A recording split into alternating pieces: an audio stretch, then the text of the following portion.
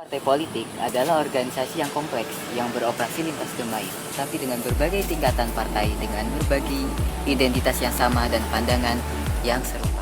Dalam demokrasi di Eropa Barat, partai-partai besar sangatlah kompleks, menetapkan unsur-unsur besar khas wilayah tersebut. Di tingkat nasional, perbedaan utama adalah antara pemimpin partai puncak, anggota partai parlemen, dan para pejabat yang bekerja di markas besar partai. Tapi, partai-partai juga diwakili dalam domain terpilih lainnya dalam mengesampingkan parlemen Eropa dan baik pemerintah regional maupun lokal.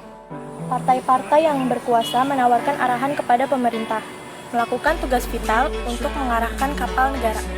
Partai-partai berfungsi sebagai pertanda perekrutan politik. Mereka berfungsi sebagai mekanisme utama untuk mempersiapkan dan merekrut kandidat untuk legislatif dan eksekutif.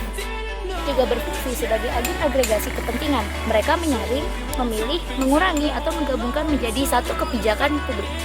Partai-partai politik juga berfungsi sebagai merek bagi pendukung dan pemilih mereka, memberi orang sebuah lensa yang melaluinya untuk menafsirkan sebuah partai politik yang sangat rumit. Oke, kita akan membahas tentang organisasi partai atau partai organisasi. Nah, AS Panich Bianco pada tahun 1988 mengungkapkan bahwasanya ada suatu permasalahan nasionalisasi yang harus dibahas atau isu terhangat, yakni tentang pembahasan partai politik. Bagaimana caranya mendistribusikan suatu kekuasaan di dalam satu partai? Bagaimana caranya seorang pemimpin dengan anggotanya? Bagaimana juga hubungan antara kader-kader yang ada di parlemen dalam suatu nuansa partai politik? Untuk menjawab itu semua, AS Panich Bianco hanya membutuhkan satu dasar, yakni klaim tentang histori atau klaim tentang sejarah. Namun, sebelum kita beranjak jauh, mari kita mempelajari dulu apa itu organisasi partai dan juga apa itu partai politik.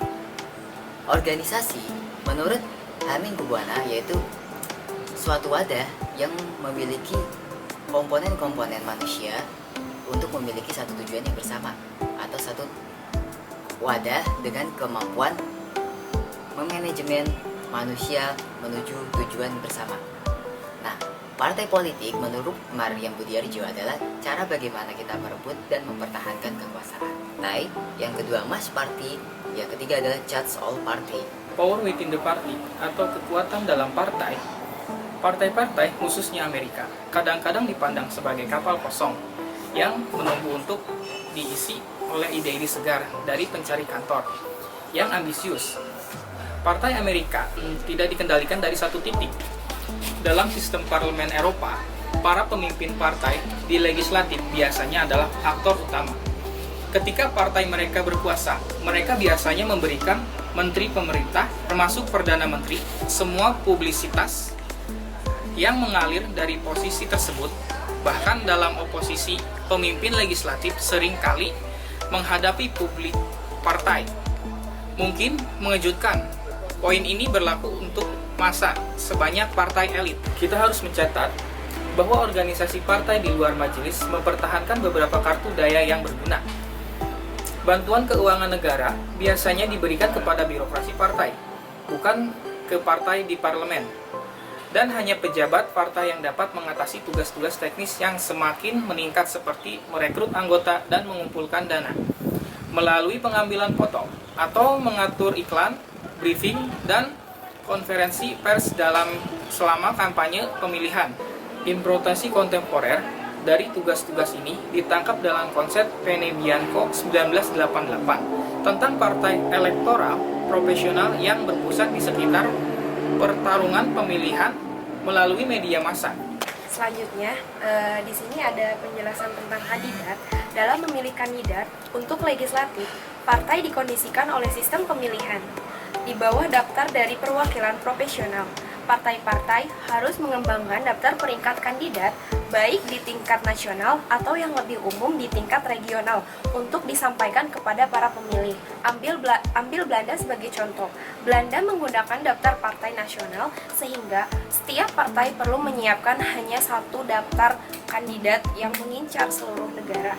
Di partai-partai besar, komite pencalonan memulai proses seleksi memeriksa langsung dari setiap individu. Nah, di beberapa negara, daftar kandidat dipersiapkan untuk pemungutan suara anggota partai.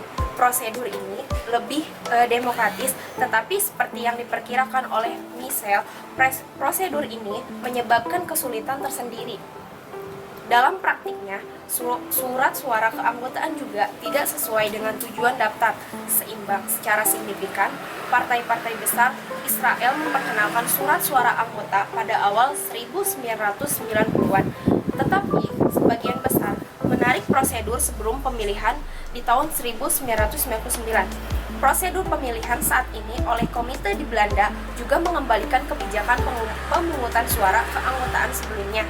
Di beberapa negara yang mengembangkan pemilihan pluralitas berdasarkan distrik, pemilihan lokal, prosedur pencalonan secara alami lebih terdesentralisasi. Setiap kandidat harus memenangkan seleksi oleh partai lokal yang ingin menjaga otonomi mereka terhadap perubahan di kantor pusat. Nah, selanjutnya di sini di Kanada misalnya, partai-partai pemilih mencari kandidat dengan profil lokal yang menarik, menunjukkan sedikit kepedulian terhadap kebutuhan nasional. Di Britania Raya pun sama, seleksi juga dilakukan melalui akreditasi lokal berdasarkan daftar kandidat potensial yang disetujui oleh kantor pusat sebuah partai. Di beberapa demokrasi telah terjadi bahkan dengan seleksi lokal, namun dengan pertemuan nominasi yang sebelumnya merupakan pelestarian komite manajemen lokal terkadang sekarang terbuka untuk semua anggota lokal. Yang terakhir, contoh dari Amerika Serikat telah mengembangkan alat luar biasa pemilihan umum guna memperluas pemilihan calon dalam konteks pluralitas. Dan semakin banyak negara mengoperasikan sistem pemilihan campuran di mana para pemilih memberikan suara untuk daftar partai dan kandidat distrik. Keadaan ini menyulitkan tugas partai untuk memilih kandidat. Keduanya harus menghasilkan daftar nasional atau regional dan juga memastikan pemilihan daerah dari setiap pemilihan umum. Lalu yang kedua, di sini saya akan menjelaskan tentang pemimpin. Cara paling umum untuk memilih pemimpin adalah dengan menggunakan kongres atau konvensi partai khusus. Partai-partai Amerika telah lama memilih calon presiden mereka melalui konvensi partai.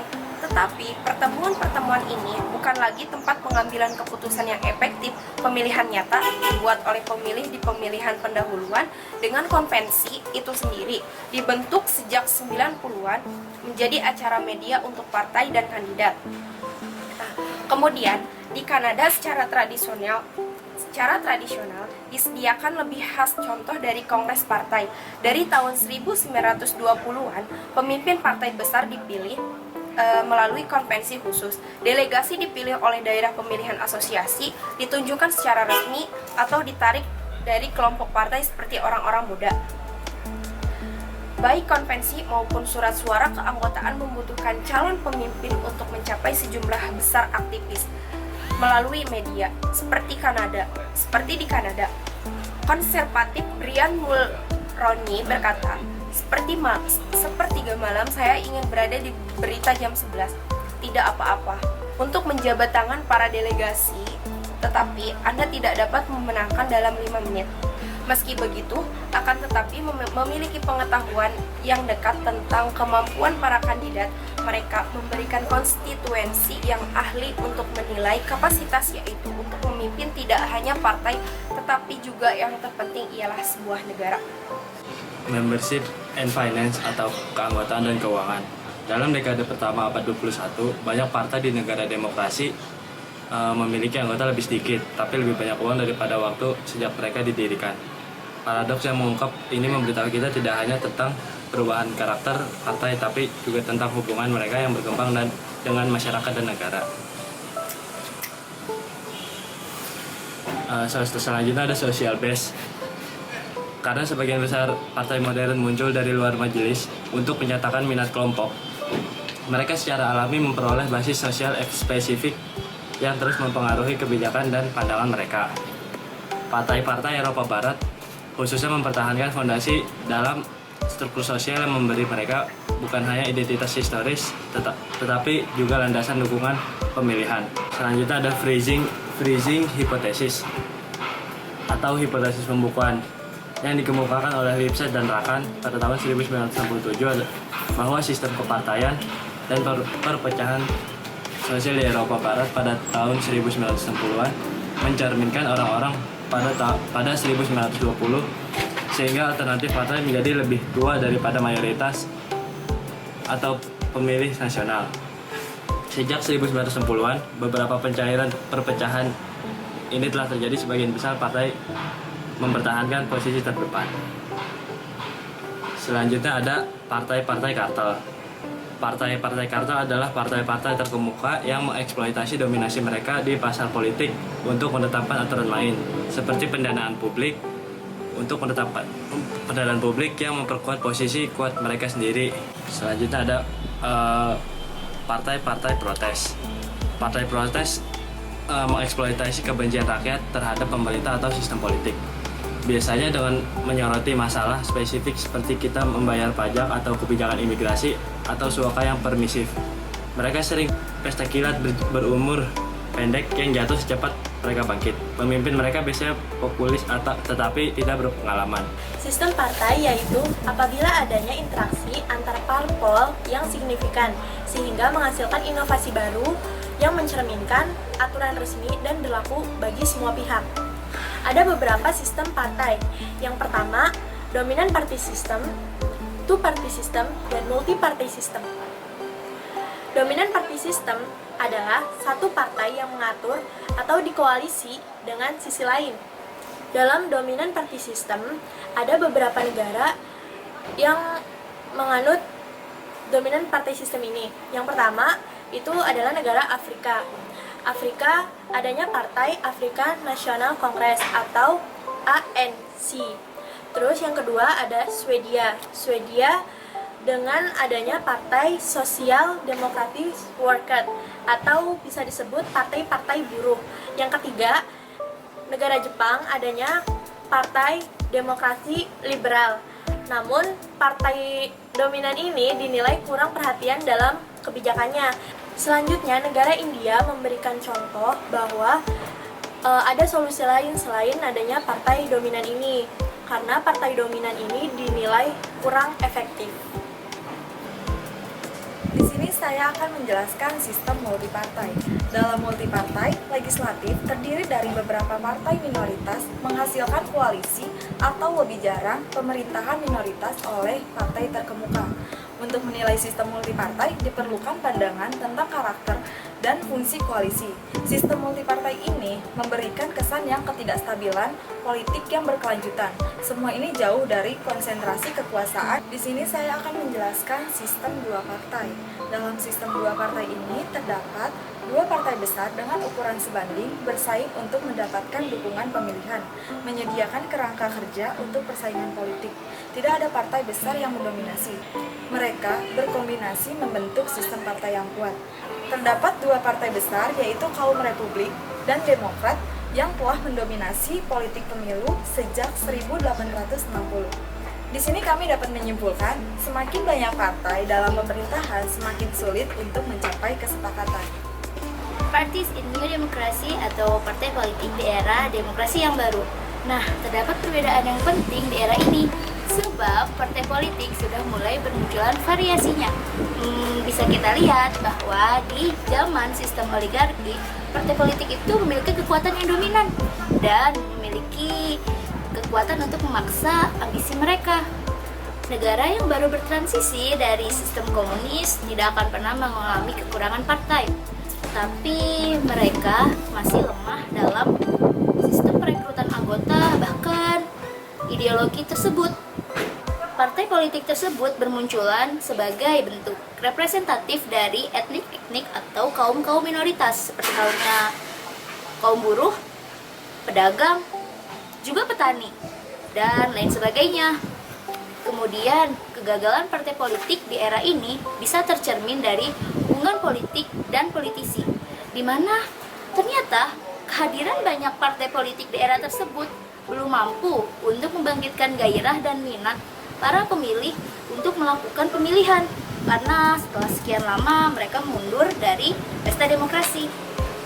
Nah, selanjutnya saya akan menjelaskan mengenai parties in authoritarian stage atau partai politik di negara yang otoriter. Nah, untuk untuk negara otoriter, partai politik itu kurang signifikan pertumbuhannya. Bisa dilihat sebab negara yang otoriter itu rezimnya tetap dapat berkuasa dan memimpin dengan atau tanpa dukungan dari semua pihak. Kemudian bisa kita lihat di sistem monarki bahwasanya aturan untuk menjadi pemimpin itu harus berdasarkan dari keturunan keluarga. Sehingga hal tersebut mengakibatkan partai politik tidak akan pernah tumbuh di negara yang otoriter. Nah, terdapat contoh di negara free party yang bisa kita temukan di Timur Tengah, seperti halnya di Kuwait, Jordan, dan Arab Saudi, di mana mereka masih menggunakan sistem monarki. Kemudian ada beberapa kasus yang bisa memadupadankan otoriter dan sistem semi-demokrasi, yaitu partai politik yang ada di Singapura. Nah, namanya adalah People's Action Party, di mana PAP ini sudah memimpin sejak Singapura merdeka tahun 1959. Nah, PAP ini menggunakan cara atau metode di mana PAP ini memberikan ancaman kepada daerah yang kontra dengan kepemimpinan dari PAP ini. Akan tetapi, di lain sisi, PAP juga akan memberikan kebijakan-kebijakan yang menguntungkan untuk negara-negara atau daerah-daerah yang kembali lagi taat kepada pemerintah di bawah pimpinan PAP. Nah, akan tetapi, di satu sisi, PAP juga bersifat semi-demokrasi, di mana membentuk tata pemerintahan yang efektif dengan mengadakan ekspor dan perdagangan. Saya akan menjelaskan komunis partis dan fasis partis. Partai Komunis bertindak sebagai pengawas masyarakat, menunjuk semua posisi dan tanggung jawab, membatasi media, mengendalikan media, melakukan agitasi dan kegiatan propaganda. Sentralisme demokrasi adalah sebuah fitur dari Partai Komunis, di mana adanya sentralisme yang tidak demokratis. Menurut Lenin itu ada dua prinsip. Yang pertama, tingkat yang lebih rendah akan selalu menerima keputusan dari tingkat yang lebih tinggi, atau yang disebut dimensi sentralisme. Yang kedua, masing-masing level dipilih oleh bawahannya, sehingga terjadi piramida dari demokrasi yang tidak langsung. Marxisme-Leninisme merupakan dasar ideologi Uni Soviet yang membenarkan hak Partai Komunis dalam menjalankan perannya sebagai partai pelopor. Partai Komunis Cina masih menjalankan perannya yang hierarki internal yang rumit dari basis-basis Partai Komunis dengan sistem sentralisme. Lembaga tertinggi dari komunis adalah adanya kongres yang dilaksanakan setiap 5 tahun sekali. Anggota partai lebih disatukan oleh ambisi daripada ideologi. Dalam struktur formal, partai adalah pelindungan jaringan pribadi atau klien, bukan itu. Fasis partis, keinginan Mussolini untuk mengembalikan kejayaan Kekaisaran Romawi telah melahirkan sebuah ideologi yang sangat berbahaya bagi dunia modern, yaitu Partai Fasis pada tanggal 23 Maret 1919. Partai Fasis tidak pernah mencapai tingkat Partai Komunis dalam hal kontrol negara dan masyarakat. Partai Fasis mencerminkan pemujaan pemimpin. Pola hidup Mussolini yaitu seakan-akan beliau berpura-pura mencegah Partai Komunis. Akan tetapi di lain sisi, dia sedang mempercepat revolusi Partai Fasis. Keberhasilan Mussolini dalam fasis telah menginspirasi Adolf Hitler. Fasis berpikir berorientasi pada pemimpin sebagai personifikasi negara Italia atau rakyat Jerman. Adolf Hitler dilahirkan di Austria pada tanggal 20 April 1889. Hitler adalah veteran Perang Dunia Pertama dengan banyak gelar. Ia bergabung dengan Partai Pekerja Jerman, pendahulu NSDAP, pada tahun 1919. Kebangkitan NSDAP, Partai Nazi, berutang banyak pada keterampilan politik oportunistik pemimpinnya. Menurut doktrin fasis, negara harus totaliter. Ini berarti negara harus memiliki kekuasaan total di atas semua aspek kehidupan yang setiap anggota-anggotanya. Ketakutan Schutzstaffel atau unit pelindung ketika adanya pasukan pengaman Nazi yang telah menjadi pendukung Partai Hitler. Pemimpin fasis tidak suka disebut diktator. Mereka lebih suka istilah lain seperti Führerprinzip, Führer Deutsch atau Kodio.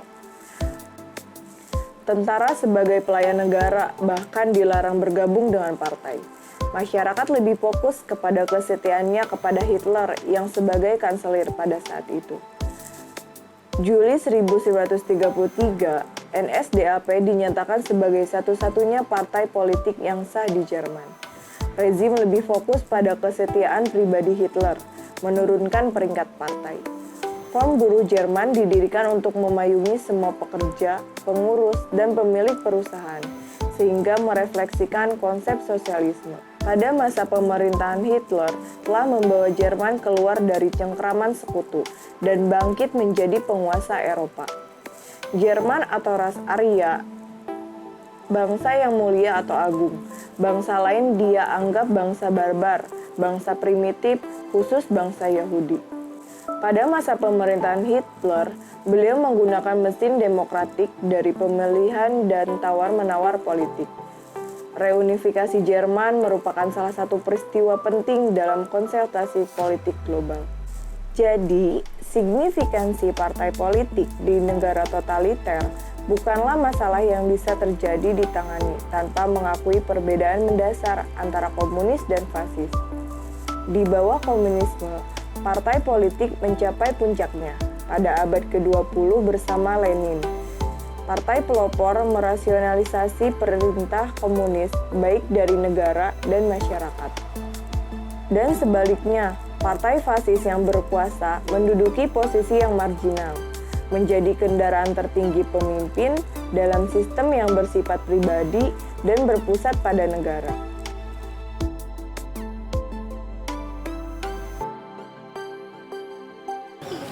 Terima kasih telah menonton vlog kami, kelompok Geol-Geos. Kelas IP 5D. Visip, Unsika. Sampai ketemu di vlog selanjutnya.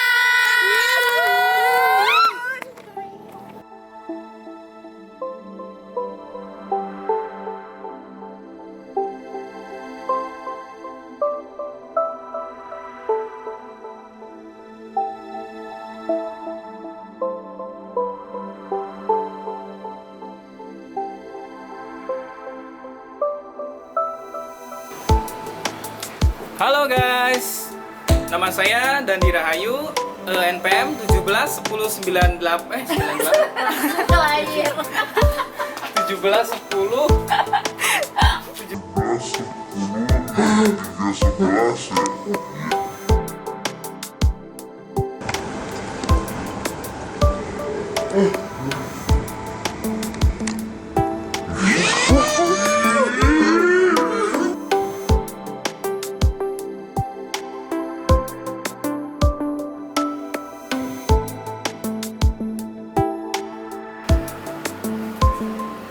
Halo, Assalamualaikum.